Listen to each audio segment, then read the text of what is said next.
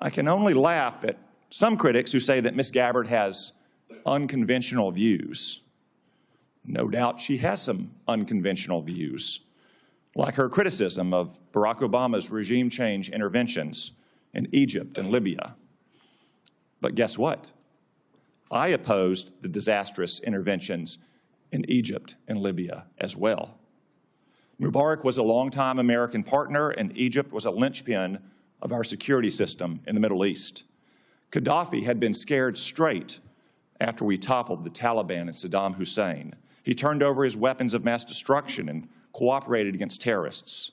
In return, we had lifted sanctions and reestablished diplomatic ties. But President Obama intervened to topple both regimes. And what came next? The Muslim Brotherhood in Egypt and dangerous chaos in Libya to this day.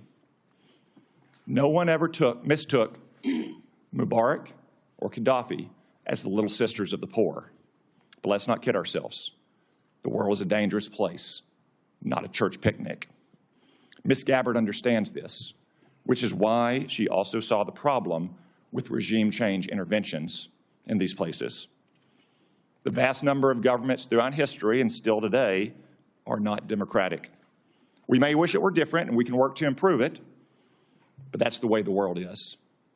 If we only befriended nations that shared our system of government and our social and cultural sensibilities, well, we wouldn't have many friends. In a fallen world, we have to take our friends where we find them.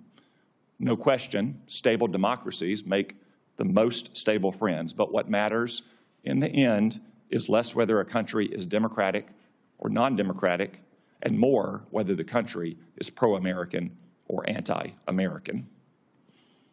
I'll confess that those views may be somewhat unconventional, but look at where conventional thinking has got us. Maybe Washington could use a little more unconventional thinking.